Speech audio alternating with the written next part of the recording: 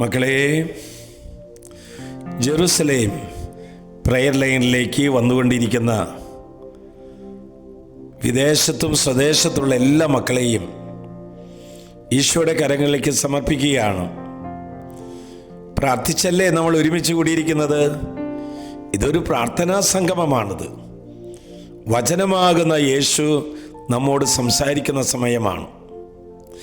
ആകാശത്തേക്ക് പോയാൽ ദൈവം അവിടെയുണ്ട്, പാതാളത്തിലേക്ക് ഇറങ്ങിയാൽ ദൈവം അവിടെയുമുണ്ട്, പറന്ന് പറന്ന് പർവ്വതങ്ങൾക്ക് കടന്നു ചെന്നാൽ ദൈവം അവിടെയുമുണ്ട്.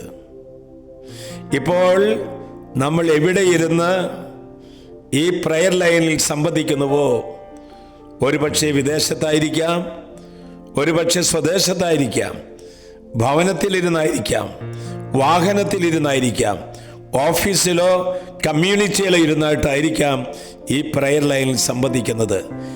എവിടെ ഇരുന്ന് വചനം ശ്രവിച്ചാലും വചനമാകുന്ന യേശു നമ്മുടെ പക്കലേക്ക് എത്തുകയാണ്.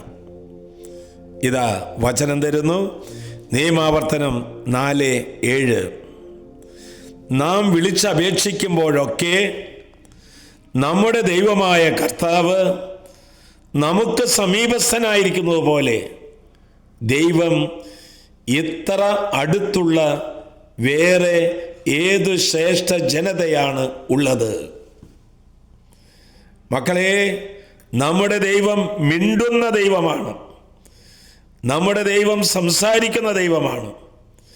നമ്മുടെ ദൈവം ഉത്തരം തരുന്ന ദൈവമാണ്.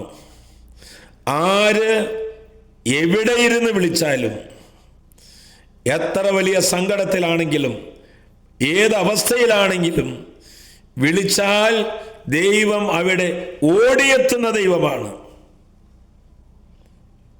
ഒരപ്പച്ചൻ്റെ കൈ പിടിച്ചുകൊണ്ട് മകൻ നോക്കിക്കാണുന്നത് പോലെ ദൈവത്തിൻ്റെ കരം പിടിച്ച് മുന്നോട്ട് നീങ്ങുകയാണ് നമ്മൾ.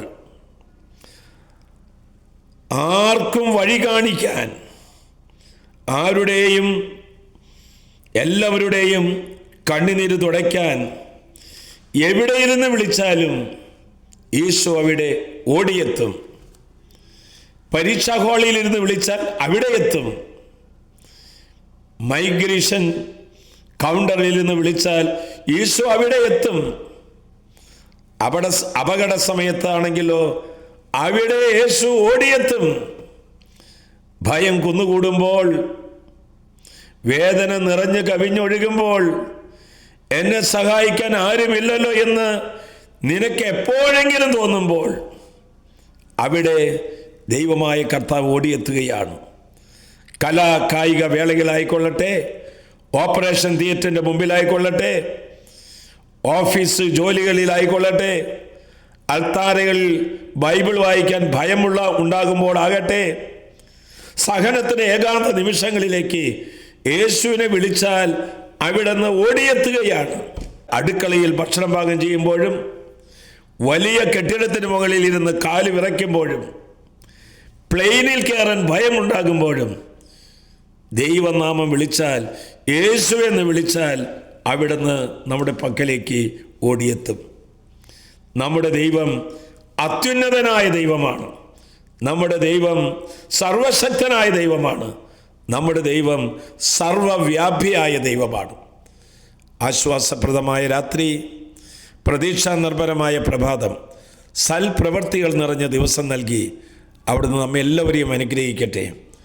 നമ്മുടെ കർത്താവ് ഈശോ മിശിഹായുടെ കൃപയും പിതാവായ ദൈവത്തിൻ്റെ സ്നേഹവും പരിശുദ്ധാത്മാവിന്റെ സഹവാസവും പരിമളവും ഈ പ്രയർ ലൈനിൽ സംബന്ധിക്കുന്നവരും ഇത് ഷെയർ ചെയ്യുന്നവരും ഇത് എത്തിച്ചേരുന്നവരിലും വലിയ അത്ഭുതങ്ങളും വിടുതലും രോഗശാന്തിയും അഭിഷേകവും ഉണ്ടാകട്ടെ, ഇപ്പോഴും എപ്പോഴും എന്നേക്കും.